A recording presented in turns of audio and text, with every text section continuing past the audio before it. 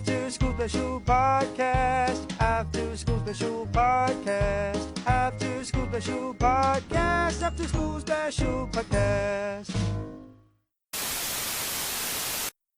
Woo! Welcome to After School Special Podcast. In the very beginning of this planet, there were rocks hitting, storms a-crashing, and the early man, or the Homo sapien, then used those sounds and made a beat, and thus became the start of music. And music has been in our lives for forever. There's probably no group of people that don't, enjoy music other than maybe, I don't know, the Dutch. And then, music is so important to all of us. And we want to share that importance with you. These memories that relate to certain songs in our lives, the songs that shaped us. And then also, we want to hear from you guys, your list, the songs that created you. And who's to say it won't get posted on the Instagram or maybe the Twitter, which is Twitter. We are going to tell you guys a couple stories. Stories about us, Aaron, Double D, Staff Man.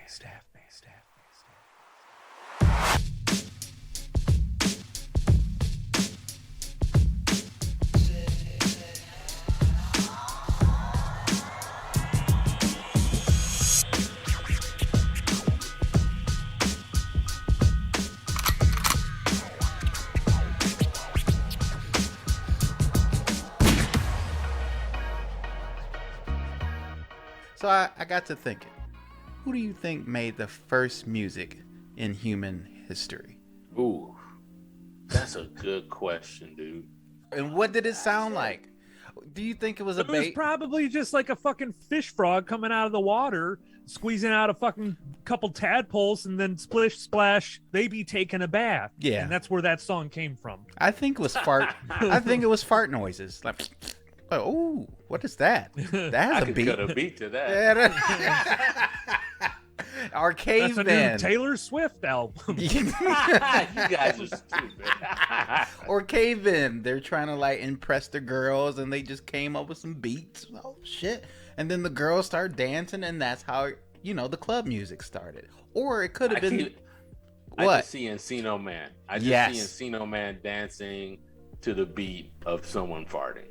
Yes. Or it could have been like a baby's cry out of the womb. And they're like, oh, that's so cute. And then they were like trying to make harmonies over that And cry. then you have someone in the background, like some old crone. Now get me that placenta. Yes, but grunting, it was a means of communication more so than pleasure probably in the beginning. But the whole premise of this episode is the music that made us. And I was thinking while we were talking about this episode is the first mixtapes we all made, what stood out. So I know we have a list that we're going to say what influenced us the most at different periods of our lives. And who wants to go first? All right, I'm gonna do mine. So number 5, I'm gonna say number 5. When I was in 3rd or 4th grade, this one song really stuck out with me because it was so popular, and that was "Moments in Love." I didn't appreciate it until I What? got older because The baby Moments in making Love- music? Yeah, Oh my man. God. Because they would play it on there, but it was so transfixing when it would come on the radio. And we talked about this before. "Moments in Love" was the song that goes bum bum bum bum bum bum bum bum bum bum bum by the Art of Noise. It was very transfixing. I always found myself like wanting to hear that song no matter what age I was. I've always wanted to hear that song, and it's a song that I've never outgrown. I've always wanted to hear it. So that would be I always it think for that's me. a sex song though. Yeah, it No. is, but at the grade when I got introduced to it, I remember hearing it, and just the composition was just so hypnotizing. I don't know what it was about that song, but yeah, it was very hypnotizing for me. So Art of Noise would be my number 5. They made that in 1985. Oh wow, that's the year I was born. Oh yeah, that's right. Number So, four. Number four would be, if I had to go back, Casey and JoJo, All My Life. Really? Casey and JoJo, All My Life. My first girlfriend. And I was trying to find a song, so that was the song we looked for. And like, I remember Sing it, when I John. went to my first school dance, I could never find another lover. It's more sweeter than you, sweeter than you. Girl, you think close to me, you're like my sister. Close to me, you're like my brother. Close to me, you're like my brother. I forget the rest. You are the only one, my everything. Into you, the song. Here we go. All my life. Baby, I pray for someone like you. And I thank God, man, I finally found you. So I remember I recorded Such a mature that. choice. Yeah, man. So that was junior high. I recorded that on my boombox on a mixtape. So I remember recording that because that song really was romantic at the time. My first cassette that I bought, and this is going to be number 3. My first cassette Number 3 was from Walmart. It was Jennifer Lopez on the 6. I like J-Lo. I like Wow, stunning. Yeah, Jennifer Lopez on the 6. Jenny If You from Have the My Love. block. Yeah, now Jennifer Affleck, but yeah. Oh yeah, If- they just got hitched in Yeah. Vegas. Good for Vegas. them. If you had my love and I gave you all my trust, would you comfort me?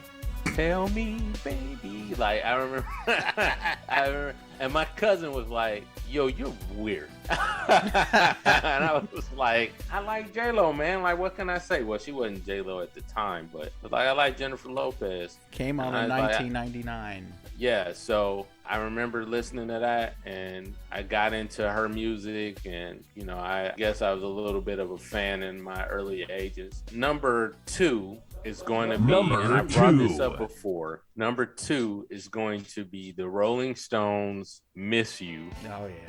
the 12-inch edition, the party disco mix.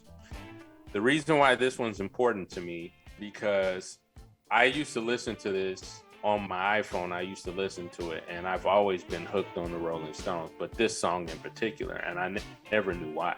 And I remember we went to Ferndale, you, me, and Aaron, and we were dancing with some of Aaron's co-workers from the job he was working at the time. His manager and I were dancing to that at the time. So that song always had a fond memory for me because I've enjoyed that. And the other reason why is a more familial. I had came home from the Air Force one summer just to look for some records to take for my record player because I had just bought a new record player, and you know, they came back into style, record players and LPs. And I didn't want to go out and buy any LPs, so I wanted to go through my mom's.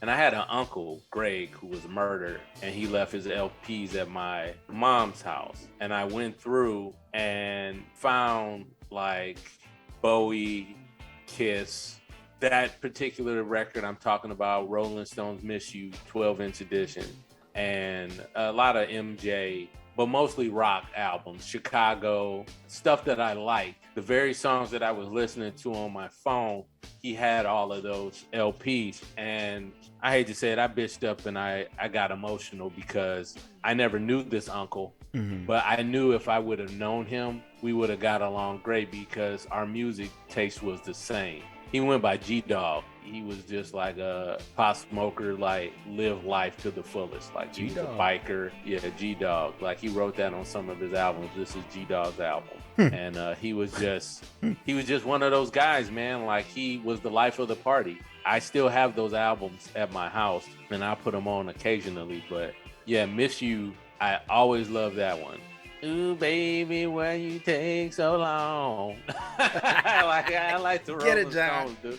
I do. I love the Rolling Stones. That song comes on, man. I'm dancing wherever I'm at. Like I'm having them play that at my funeral. Like that's the song I want. John gets out of the casket, starts dancing. Like, whoa, what the fuck? That's the song they playing when they carry my casket out. Like it's gonna be We're like gonna have it on the jamming. shoulders. Yeah, the pallbearers have to dance to that. I like that. So Number one. Number one is a more recent song, but I'm a huge fan of this band. You know, it's a tie. I'm gonna say it's two separate artists.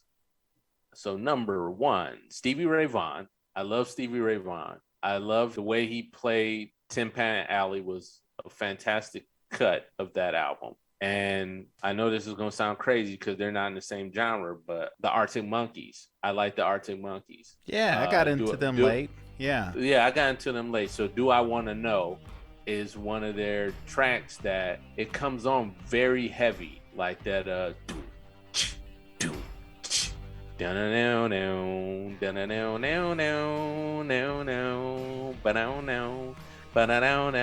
and that track, when it comes on, you can't help but tap your feet. So it's a tie between Stevie It's a Ray toe Vaughan. tapper. It's a toe tapper. So it's a tie between Stevie Ray Vaughan and the Arctic Monkeys. So those are mine. I don't want to. What about Go anymore MGMT?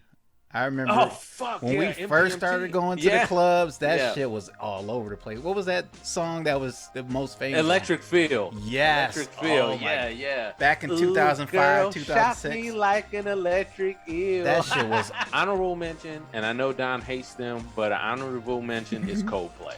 Coldplay, I loved in the military. I did love Coldplay.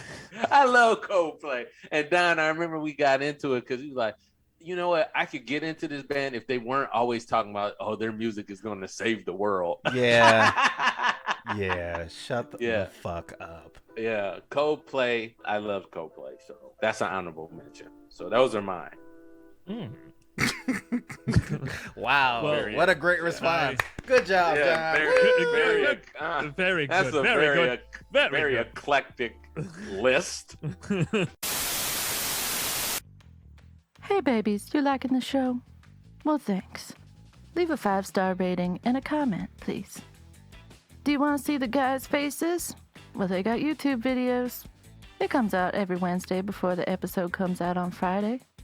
You can watch this podcast on any major platform you listen to. Rate 5 stars and comment. Thanks, babies. Okay, this is 13-year-old John. Out of all those songs you mentioned, 13, 14, you said high school was your formative years when it comes to music? Or no, you said college. Yeah, college was more of my formative years because that's when I was hanging out with you guys. You guys were playing different music and I started absorbing that. Yeah. Especially through Rock Band. Rock Band really got me. Video to games listen. in general. They just started like using all this music, like we were saying off air, all of these influxes of new media that are like drawing from our childhood, people that were born in the 80s or the 90s, and putting them like TV shows like Stranger Things or they're really trying to go for that nostalgic vibe. And one of those video games I remember from my childhood that's really started doing that was Grand Theft Auto. Like Grand Theft Auto, San Andreas, they had a bunch of music in there that I've never heard of. And just the concept of Grand Theft Auto is basically mayhem. You're fucking around and stealing cars and destroying property and killing people all willy-nilly. But in the middle of that, they had this fucking soundtrack in San Andreas that had a huge, at the time, a huge like mixtape when you would get in one of those cars and the video game radio would just pop up. And a lot of those songs I've never heard of, like Alice in Chains for the first time, Stone Temple Pilots, and they would put these in these video games. And that's how I heard this for the first time, and I just started liking it because even though those songs were in the game and it was a lot of them, you know, they would loop. In those video games, you can choose the radio station you wanted to listen to. That's how great those Grand Theft Auto games were. But so if you listen to the rock station, you hear like 5 rock songs, and like Stone Temple Pilots, Alice in Chains would be on it. But I'm sorry, this is about you, John. I understand what you're saying. I would get these songs from different media, like movies. Yeah. A direct or the production would decide to put this song on this scene, and then that will have me go to the end credits just to see what song that was, and I'll write it down. Napster was, or Kazaa back then. You would like try to go quickly and download it and download viruses to your computer because you didn't give a fuck. And find these songs, put it on a mixtape, and then when you go out during the weekend, you burn these CDs that takes like an hour or two because your computer is too goddamn slow. And then you finally pop them out of your computer, get a marker, write Don's Mix 2 or Staff Mix 3 or whatever you put in. And then right when you get to the club, you be bumping that shit. Oh, man. Miss those days. Man, I remember I got into Napster late. I always hit the knockoff recordings for the sites for recording. I didn't do Napster. I did like other little sites. I can't think of them right now, but I remember Napster, Morpheus, and Kazaa, like Kazaa. yeah. I remember those sites. And then it kind of branched on to like torrent sites where you would just like, hey, did you guys ever do that? Oh, yeah. Yes. Yeah. yeah. Definitely. Yeah. Sorry, I'm still here. I'm still here, everyone. I'm sorry. They ain't missing you. Look, they talk. Hey, Don't worry. Don't worry. I have important things to say. Don't worry. we're talking to America. No. They want to hear from the black congregation today. The black delegation. Yeah, the black delegation. The black delegation. Yeah, man. I mean, hell, even I don't know about you, John, but in the very beginning of my like upbringing, even though I'm not into this as much now, but even church music was a big thing. Like you would go to church, hear the choir, and they would have these sing-song worship music, and they would stick in your head too. I mean, I wasn't making mixtapes of that shit, but that was formative to me because they were very easy. Dr. C.J. Johnson actually is one that my mom had their album. Oh, you better run, better run, better run. You better run, better run, better run. Oh, you better run to the city. Yeah. They stick in your head, man. Calling Moses on the mountaintop, and he places the Lord and Moses. See, that takes me to church, dude. That was what my church But you was. remember that. Crazy, Yeah. crazy enough, my mom knew who Dr. C.J. Johnson was, and I played this episode of a TV show, and it brings me back to True Detective. She heard it and she recognized it, but it's in there. So, like a soundtrack in general, a song that can be so like sweet and like Tiny Timish, whatnot, you could put it in a horror film and then it'd have a whole totally different meaning. This one, Dr. C.J. Johnson and True Detective, kind of like gave this aura of like creepy South, like crazy religion-esque thing. So it's like music could be interpreted in different aspects when put into different areas, you know, like a horror film, action film. God, a lot of the older songs too, like what you were saying, John, they're being reused, they're coming out. See, I didn't listen to that type of stuff, like Guardians of the Galaxy. Yeah. That whole soundtrack, like most of the music that was on there, I never listened to. Yeah, me too. But you know, you're getting into Bowie and all this stuff, and I listened to it when I was a teenager, but I didn't, you know, like didn't listen to it while I was a kid. And then I'm thinking, like, well, technically, what did we listen to in high school? And then I thought back. This takes me to like freshman year of high school. ICP. I listened to ICP. That's the least surprising thing. I'm not knocking you. No, it's just no. I never got into ICP because all I knew about ICP was they didn't like Eminem and Eminem didn't like ICP. That's all I knew. So that's where I first started. You go into like trap, and then I'm listening to like Lifehouse, and oh my god, so horrible. And this is the segue. We're jumping into my story. The first song, Number 5. that basically I can remember where my whole musical taste changed, and it just became different. It was different. It felt different. I wasn't as miserable. I wasn't listening to teeny angst stuff, but I remember watching some type of, it was a video on a computer. Someone had looked it up.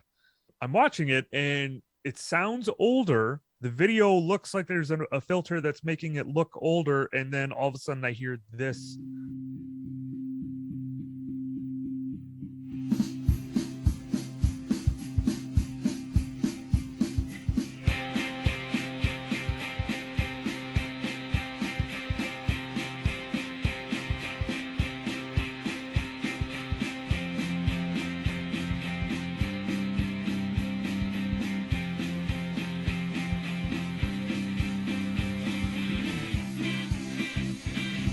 The Strokes last night. I heard that. That was the first kind of video that I saw, and not the first music video I ever saw, but the first video that I saw where I was like, I want to be a part of that. If I could in some way be a part of that, at least dressing or listening to the music, that was it.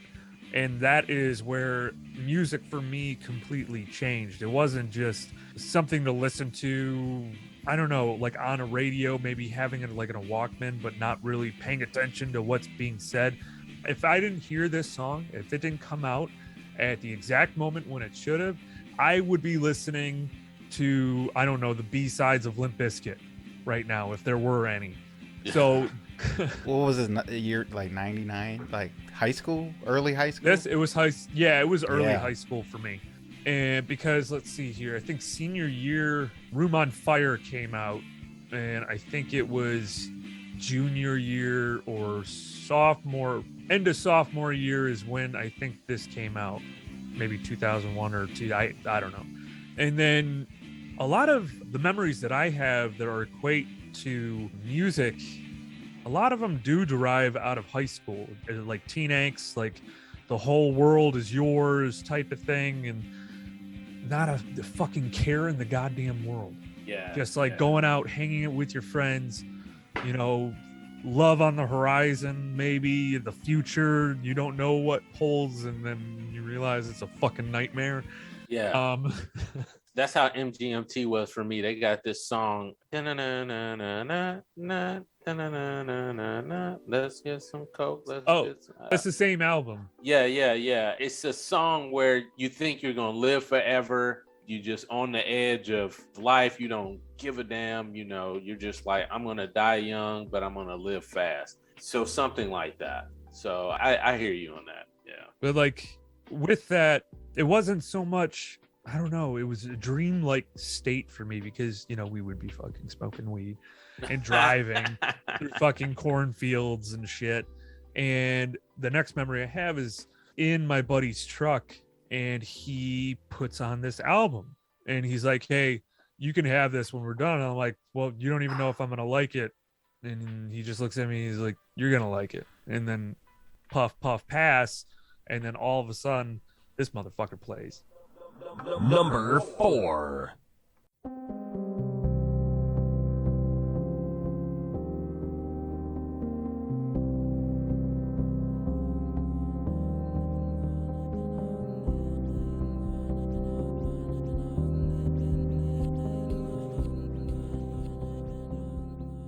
That is Radiohead, Kid A, everything in its right place. And you have that playing, and now there's lyrics with it too, but like you have that playing, you imagine driving a truck, just you're with, you know, your best friends, and it was like, I think if I remember correctly, Greg, Phil, possibly Andy, which we'll get to a little later, and then my brother, because I hung out with my brother all the time. Him and I are, you know, best friends, and we would just be driving like further north into, well, if you're from Michigan, Macomb area, and drive around there because we had nothing to do, and we just stayed up all night, you know, like we driving around, maybe getting into trouble every now and then, but nothing. Like we'd end up at a Coney Island or a Denny's, fucking smoke cigarettes all night, drink coffee. Damn, in high and then school? We'd go out. Yeah. Jesus Christ, dude. Sound like a That's not irregular, because in my high school, people in that group would hang out like that. All the guys who would drink and smoke, they would stay out late and do that. I was never in that group because my parents were helicopter parents, so I was never one to go out and do that. But like I told you guys before, I'm fascinated with weed culture. I am. Smoke weed every day. Get into it. I can't, man, Come because on of the in. line of work I'm in, man.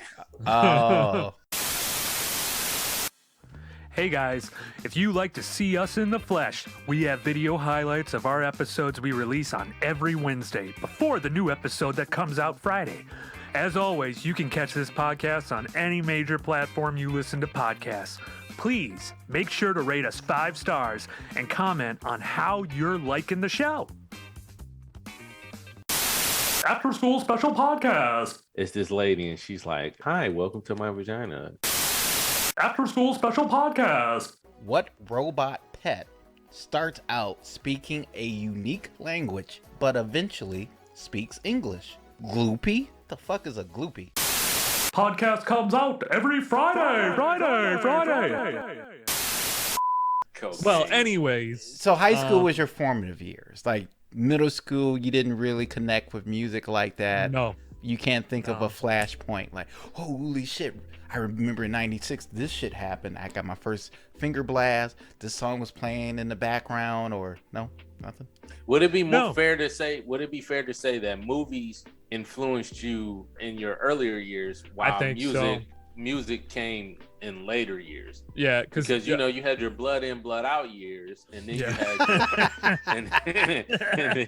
and then you had your music that you're listening to now, or then. Yeah, I think you're right, because a lot of the music I was listening to before, like, I remember that, the Strokes, like, I remember that so vividly, and how it just changed everything for me, because all the music I was listening to, it wasn't that, you know, for some people it's good.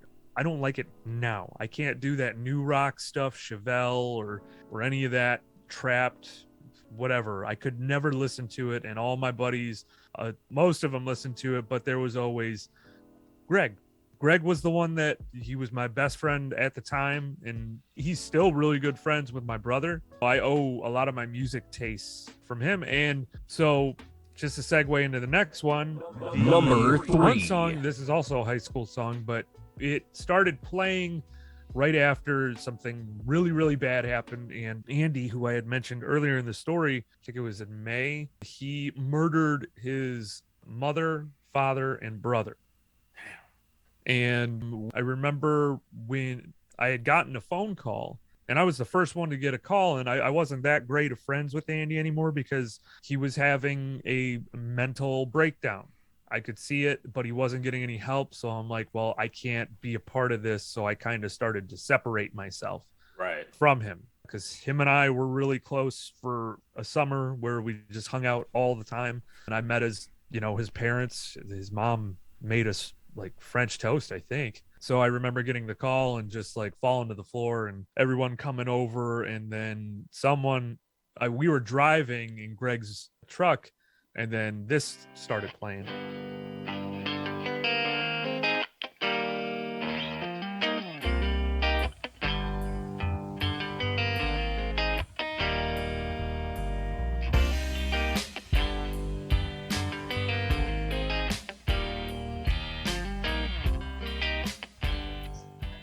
And the other thing too was, with that story, it played after we had found out, because we originally thought that he was the one that died, that his brother was the one that did it. It was reported incorrectly that day, and then the next day there was like a retraction. It's like, actually it was Andrew who killed the 3 people. And then it just kind of like went a little crazy there for a couple days. I heard that, and then, shit, man, like there were people coming out saying, like, trying to support Andy, telling us 4 specifically, and I won't even be a part of it, but telling my brother and Greg, hey, you need to go visit him in jail and talk to him. Like he needs you right now. And Greg and Tyler and myself were all just like, no, fuck that. He's a murderer. Like, he can get help in there. But all these fucking people doing that. I remember hearing that song. This is a comedy podcast, right? I'm having a great time. It's fucking, you're learning more about me. Man, I'm an open book, bro. If you ask me a question, anyone can ask me anything, and I will give an honest answer, or an answer that is honest but stretching the truth a little bit to make it funny or tall tailish, like how I have a 9-foot dick. But I was going to tell you, Fuck you, the Kelly song that Stevens. changed everything for me was in high school. Cisco came out with a novelty Don't say song, thong song. called Thong Song. Oh my god. That changed everything, dude. I remember that video when it first came out on MTV, brand spanking new video. And when it came out, I remember calling my classmates, and we were all watching it. And I was like, this song changes everything. That song, John. because of the video for it was just, I was just like, oh my God, like, what is this? Cisco, man. I don't know what it was about Cisco. Yes! Baby! Yeah! Yeah! Make the booty go, oh. Yeah. All right, I'm done. Cisco. Oh my God. Cisco, man. I thought That you were going to was- say the DMX one with Cisco. That What was These another Bitches one that Want. was really good. Yeah. That was another one that was really good. But Damn, so all your songs are like connected to trauma, Aaron? I'm not done yet. I got 2 more. Did the black people just take over? Oh shit, my bad. You've had your turn. I'm in my element, man. Yeah. Well, this one has no trauma with it. Actually, the last 2 don't have. Well, no, that's not true. Oh boy. One of them does. I love all music except for some R&B and new country. I love all music. And there was one song that kind of changed the way that I looked at it, because I'll be honest with you, I wasn't into the thong song as everyone else was. Or, you know, like Ludacris and that music. I was more into like Gangstar and Yes. Yeah. Black Star and Slim Village? You ever heard of Slim Village? No, Slum Village. Yeah. Slum Village. Slum Village. Slum Village. Jesus Christ. I can't even get my Detroit artist right. Slum Village. yeah, like Mos Def. Common back in the day. Common was one. KRS-One. Yes. Yeah.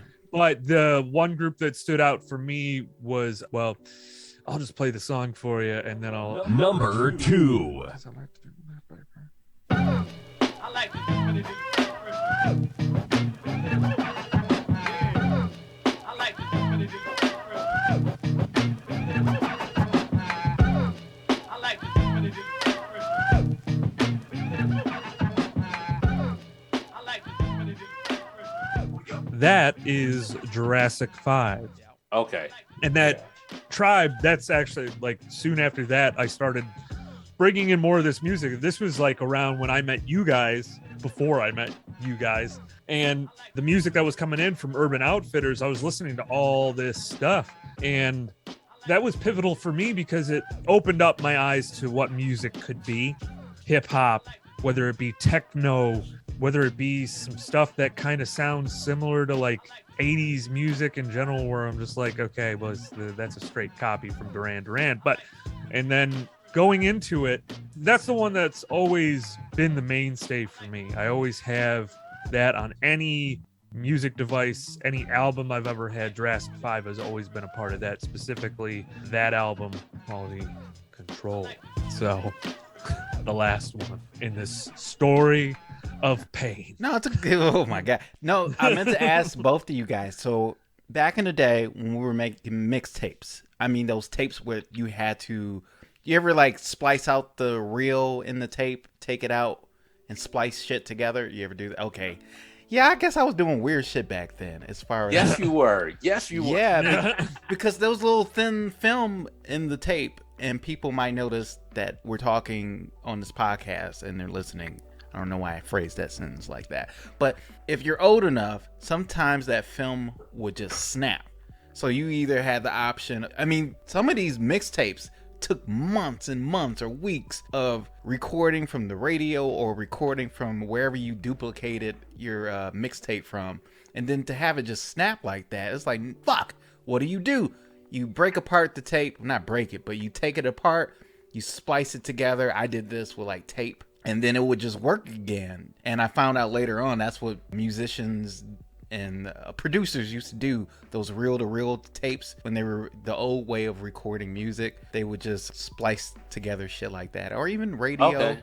Yeah, they would do. That's how they would do it. I was just doing it and I didn't know. I never thought of that because they do that in film, like with Yeah, the old, I would do with that. the old film. Yeah, Yeah, because it was like, fuck this. You think I'm gonna go weeks and weeks of trying to get this music again? That was back before I had, I didn't have any money. My mom, we were poor. We weren't going to the store. But yeah, I would make mixtapes like that. But my whole point, did it ever get to the point where you had like a hip hop mixtape or R&B mixtape? Don had a heartbreak mixtape where you like, you know, when your first heartbreak and you get sad and you just have this list of songs you had on the tape or your CD where you listen to, or your hype songs. Like, Well, Don, I didn't make mixtapes because I don't steal from musical artists. I buy their albums, Donald. you weren't poor enough. Yeah. Yeah, everybody did that because I did the same. You didn't burn CDs? Oh, 100%. That's what I Did made. that. I made VHS copies. We used to record the TV movie The Stand. Like, my mom used to record all that stuff. Yeah. And we'd rewatch it. My dad did that. He would record VHS certain TV movies that would come on.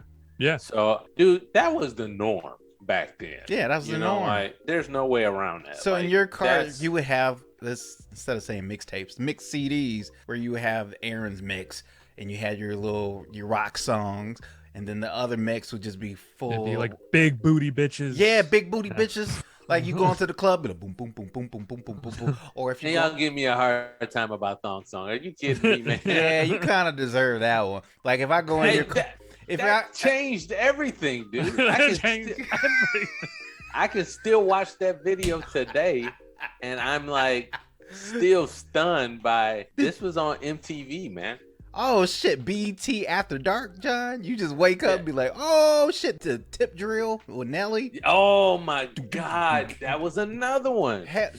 That was a Aaron, do you know anything about BET After Dark? I do not. Oh, I do not. The buddy. only time, I will be honest with you, the only time I watched BET was I think for Martin episodes and then Black Panther. yeah.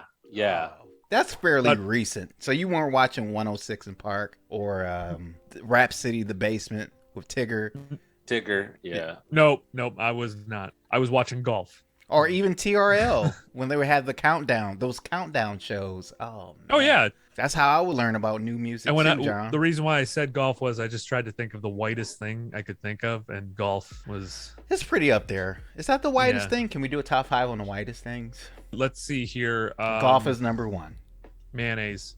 I love mayonnaise, I man. do too. We should. Okay, John. We should love Miracle Whip or anything else. I like mayo. And that's the number Helmets. one reason why we are friends.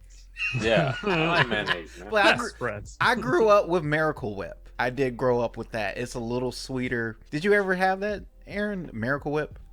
Yeah. Oh yeah. Tangy. It's a lot more tangy. It's a little They sweeter. built themselves upon Yeah. tang. Yeah, the blacks, we like the tang. So the last one I got, Number this one one. is, if you have been a long time listener, know that I went through a tough time in 2018 and had a mental health crisis, but I came out of it unscathed because I seeked help, talked to people, and got through it. And I am still here and happy to be here. But I remember this song in particular. And the thing that sucks about this song now is that TikTok took it over. Like, you hear everyone doing anything that's like drama related, this song plays, and it pisses me off so much because it's such a good song and it's being ruined by these TikTokers. fucking TikTokers. Damn Yeah. TikTokers. These fucking young Zers, Zoomers, Zabras. All right, here we go.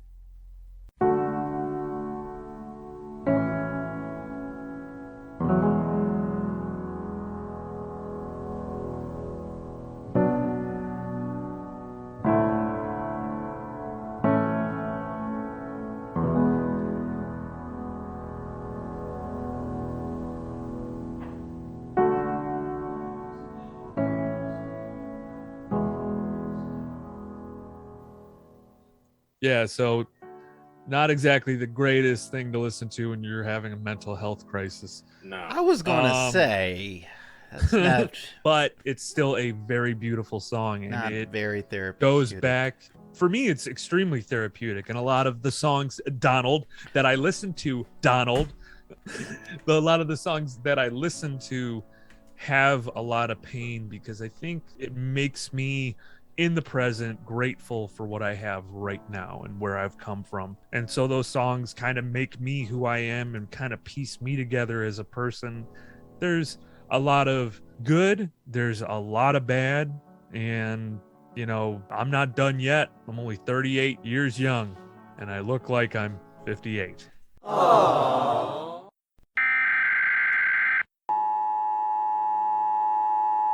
This is not a test.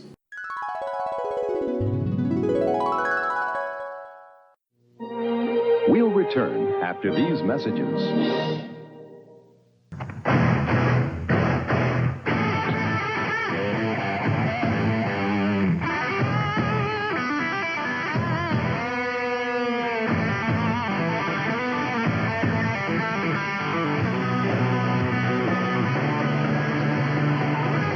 Woodstock 94. The concert you've waited your whole life for. Mr. and Mrs. Michael Jackson honeymoon in Hungary on hard copy. So, Dave, how was San Francisco? It was great. Did you drive across the Golden Gate Bridge? No. Did you see Alcatraz? Is that there? Well, what did you do? I found this sourdough roll. Introducing Wendy's sourdough bacon cheeseburger. It's a San Francisco-style roll stuffed with a quarter pound of fresh beef, Monterey Jack, bacon, and Dijon sauce. Reminds me of when I was in San Francisco. I met this sailor. Hey, look at the time. Gotta go. Yes, well, we only went to the library. You can find it in San Francisco and at any Wendy's. Now, back to our story. But Okay, yeah, that's what I just- meant. Like those pivotal moments, the happy one mixtape. You really didn't give your top 3. I didn't. Oh, even know. buddy. Elementary school, I was still into Michael Jackson. Thriller. That fucking album. That was one of those parent-approved albums or parent-approved songs. Everybody loved Michael Jackson back then.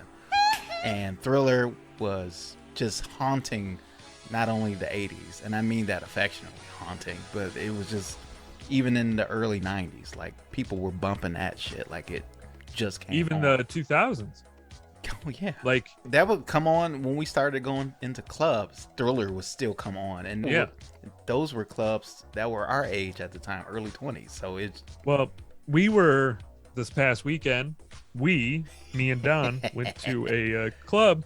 Yes, we did. That used to be like more 70s and 80s music, Yeah. and it was like, you know, an older crowd.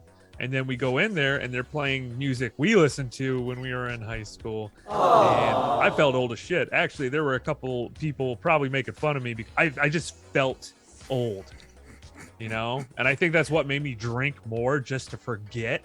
Oh, like, that made how you drink fucking more? Old. Well, I can't take personal responsibility. Hey, we were cutting it up in there. I had a great time. And the thing about it, those clubs, I used to hate it because they would play that music, the 70s and 80s music. And I'm like, man, I wish they would play more of our shit. And now they are playing more of our shit, but we feel But that old also- now. Yeah, now that tells you that we're old as shit. Give or take a decade. That's all good. We look But- great. I don't know what you mean. But elementary school was still Michael Jackson, still teeny bopper type of music. Stuff that I would hear on TV shows that I was looking at the time. Like I said, Power Rangers, that type of stuff. Like that soundtrack you would hear on those type of shows. But I had an older brother. He wasn't living with us at the time. And this is around 92, 93, right when I was graduating elementary school. He came home in the summer and he would come home with a backpack filled with tapes and CDs. He was actually the first person I ever saw with a CD player. And my mom would be driving, we'd be driving somewhere, I don't know where. And while they were talking, he would let me listen to his CD player. First thing that I listened to on his CD player was Number fucking Ready to 4. Die by Notorious B.I.G.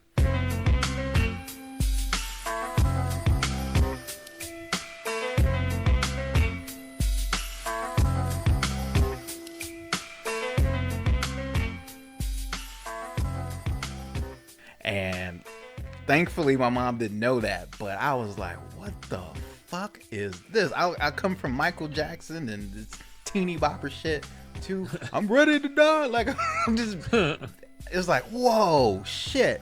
It was like almost watching porn for the first time, but for my ears, it was like, fuck you. That's how I like really got attached to rap, was through my brother and through his CDs. And then another one was 36 Chambers, Wu-Tang. He had Number that shit too. 3.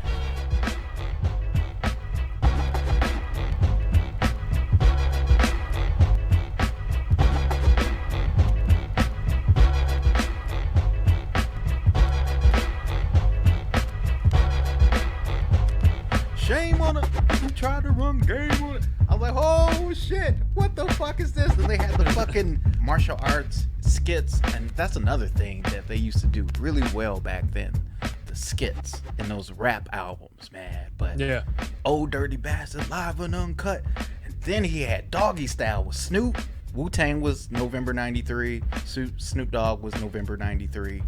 And I think Notorious, B.I.G. I might be getting, that might be 94.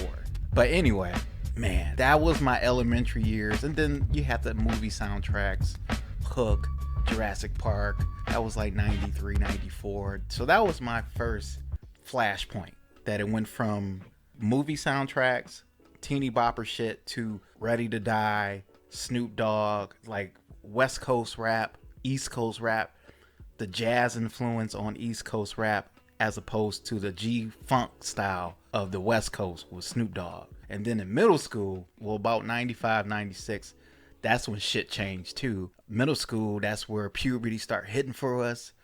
You start seeing girls that you never paid attention to all of a sudden. Careful. All of a sudden, you looked at them differently. The hormones were everywhere. But in the backdrop, that's where the music changed too. And that's where, and you know, later on, you kind of see like, oh, damn, you can see where people had broken households. In the backdrop, 96. Wait. What are you, broken homes? You can tell broken homes by... Well, as far as like what they were allowed to dress as in middle school, like, you know, I went to an elementary school that you had to wear uniforms. And then in middle school, we didn't have to wear uniforms, at least in the school that I went to. So it went from uniforms to every fucking day as a fashion show in the middle school. That's when you know who parents had money and who parents didn't. So the game changed for me, where I didn't have to really care about that stuff. The best you could do is just wear expensive shoes. But then it switched to, no man, you need a wardrobe in middle school or else you're gonna get bullied. It was kind of sad. But the music kind of came with it. And then a lot of things started coming with it. Like, you started to notice kids selling drugs. It was just a weird time, but the music came with it. Tupac happened, 95, 96. Me Against the World. I remember that summer. Number 3. Would you characterize yourself as somebody who was very angry before you went to prison? Nah, I thought I was charming. Then why were you always getting in all these altercations? I mean, something was going on. I have spirit. Spirit. I have so much spirit, man, where no one else would do things, I would do it. He dominated that year. 96 comes, dominating with All Eyes on Me. And that was the flashpoint. It went from just starting to like rap to like, yo, I want to do this shit. And Tupac, looking back on it, he was my John Lennon. It was like, I like this guy. All Eyes on Me came out in February of 96, and by September 13th, he dies. Once again, Tupac Shakur dead at the age of 25 of gunshot wounds sustained Saturday night, September 7th in Las Vegas. And that was the first time I, experienced loss outside of my family. And it was like, what does this mean? It was just weird. But anyway, so you had All Eyes on Me, you had Nas, it was Nas, it was written. That was a big influence. Fuck yeah, man. Oh, and mid-90s rap was so fucking awesome. It made me want to even attempt to even think about, maybe I could rap when I'm older. But the flashpoint was definitely Tupac dying. Yeah, like I said, that was like black folks' John Lennon. It still is. I wasn't into rock then. High school flashpoint, it was definitely the rock influence. That's when I started getting into it more. And that's when you had the mixed CDs, you're burning shit off Napster, fucking Kaza. I was making mixtapes for money in high school, $5 a pop. It's fucking excellent. I got into Jay-Z. That's when he started coming out with Reasonable Doubt. That was like 96, 97. But it's just in DMX, 98.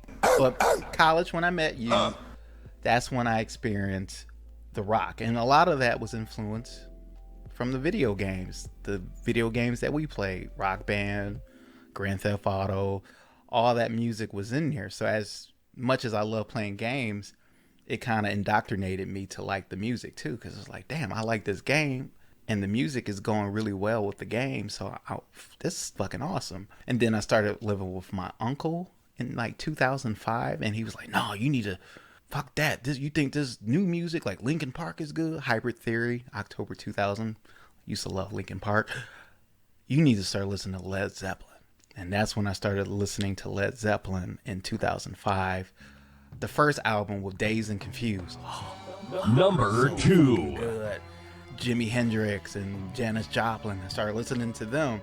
So when I started getting around you, you started getting me more into... I was kind of already listening to Radiohead, but I got into them even more with OK Computer. And then Kid A, Amnesiac. Yeah, Amnesiac. The Bends. Yep. The Flashpoints, man. I can remember vividly every fucking spring in college, because I didn't even mention the big one for me, but fucking Nirvana.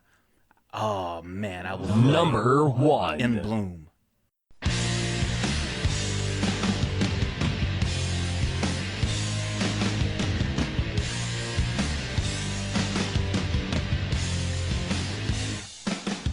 In Bloom, when it starts getting warmer, the days are getting longer, and just right before summer break, I would just hear that song, In Bloom. Oh, so fucking good. And in the stores, like Barnes & Noble, they would have those music stations where you could sample songs 30 seconds at a time. I was just bored in between classes, and I was like, you know, at the time you had an MP3 player, and I think I had a cheap one. You can only put 50 songs on it. I'm getting tired of these fucking songs. So I would go to Barnes & Noble 30 seconds at a time, and I would just be there for like an hour listening to different music 30 seconds at a time. Oh man, what a time to live in. Now you can get anything you want now on Apple Music or Spotify. Yeah.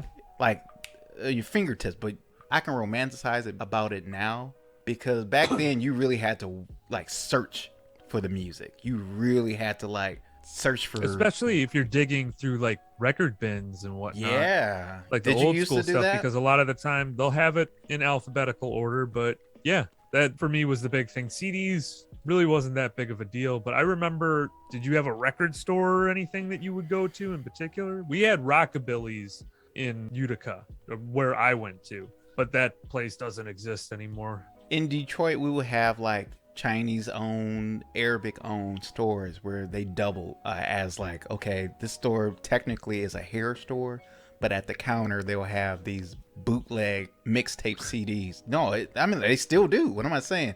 If you go to a gas station in Detroit, you probably can get a bag of Better Made chips, the new Jurassic Park movie on DVD, and you can get like a mixtape from like a local artist that you don't give a shit about. But that used to be the shit too, like the 2 for $5, and you're like, yo, let me get that DVD, that Girl 6 DVD, and let me get a pack of Newports. I don't smoke, but you go home and watch these whack ass movies with people standing up, and like you can tell somebody. Okay. Yeah, I mean the bootleg.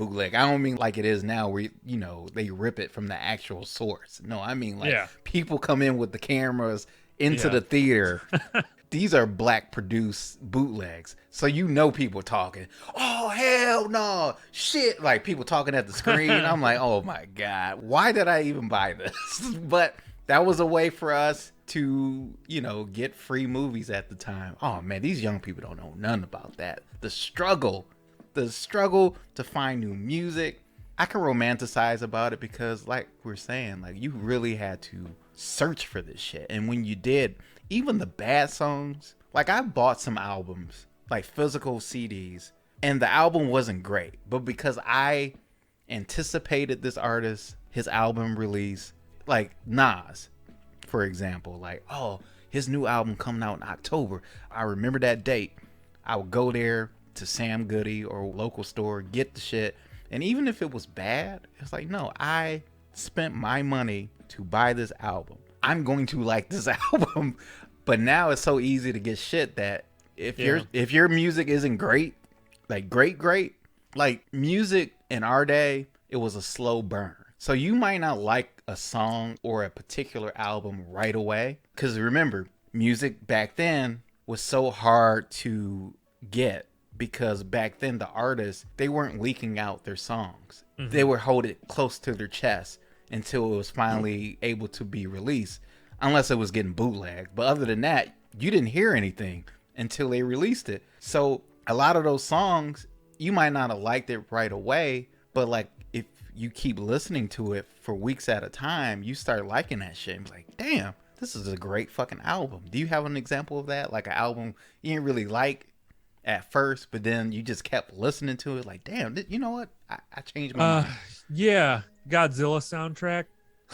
Really? No, really? Yeah. Maybe. Yeah. Why didn't you like it at first? Oh, wait, no, I thought I was doing the opposite. No. I really liked it at first, and now I don't like it. Okay, at all. We can do that too. Like, yeah, I have a couple albums like that where I'm like, this shit is the best. Like John said with a thong song, this shit is the best. And then like a year later, like, what the fuck was I thinking?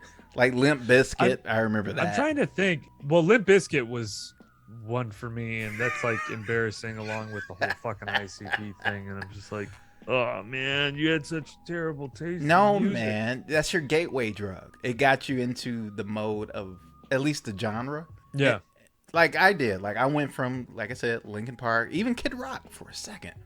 It just got me into the genre, and then once I backtracked, went to Nirvana, went to Metallica, went to those bands, it was like, ugh, what the fuck was I listening to? And then you can even hear the influence that those whack bands they were influenced by, and it was like, okay, I see what they were doing. This is fucking cool.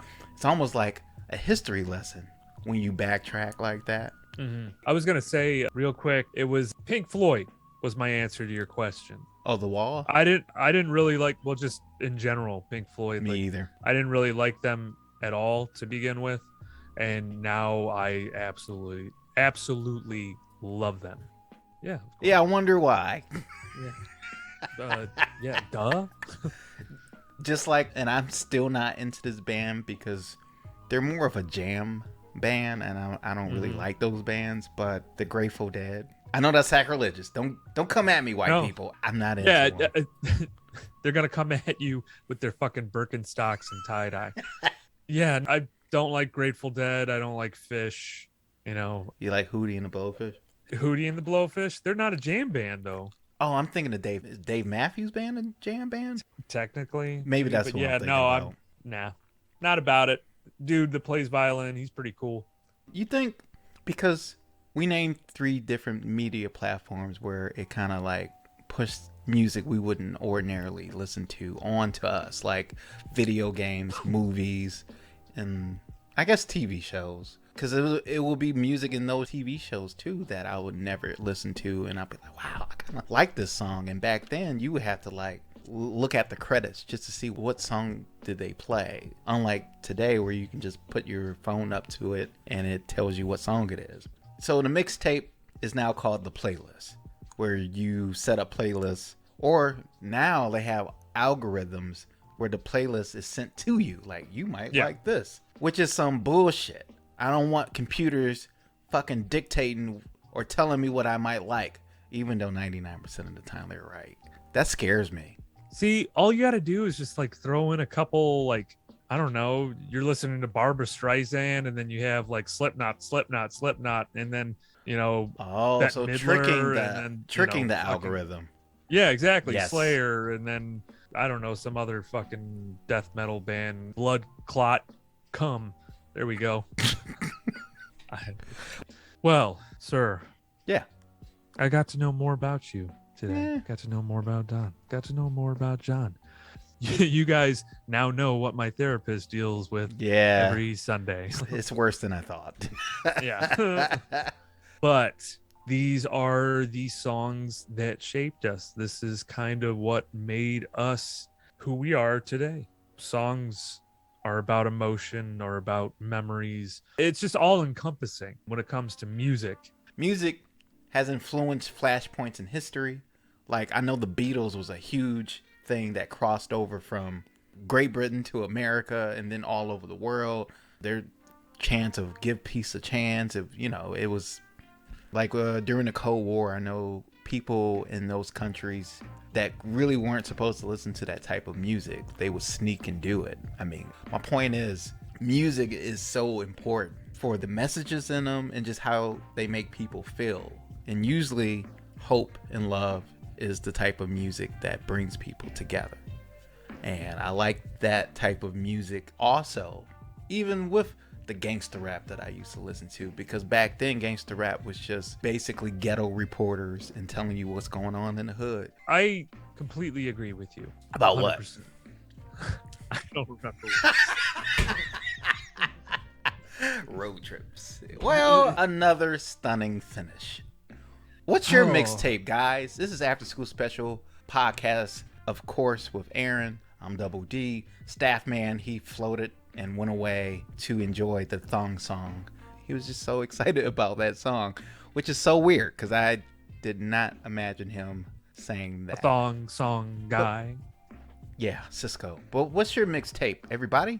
In Michigan, we got a lot of Chicago people, New York people, Texas people listening, all over the world. Ghana. I saw some shit like that. Holy shit.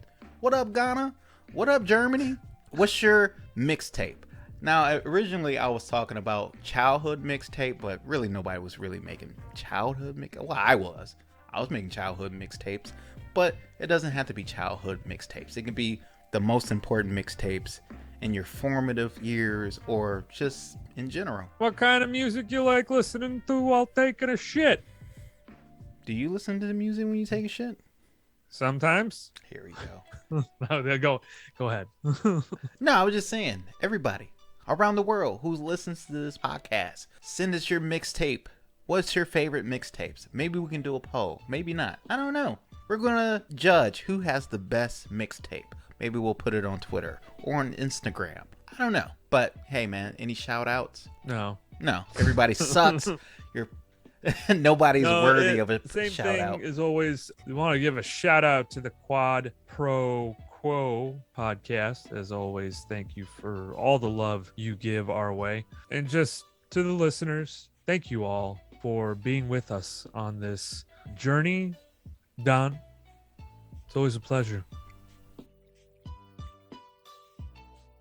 Hey everyone, it's Aaron from After School Special Podcast. Like what you hear so far? But don't forget to subscribe and download the show on whatever platform you get your podcasts. And just a friendly reminder, we have new episodes out every Friday. Thanks for listening, everyone. I grew up with Miracle Whip. I did grow up with that. It's a little sweeter. Did you ever have that, Aaron? Miracle Whip? Yeah. Oh, yeah. Tangy. It's a lot more tangy. It's a little sweeter. They built themselves upon tang. Yeah, the blacks, we like the tang. Yeah.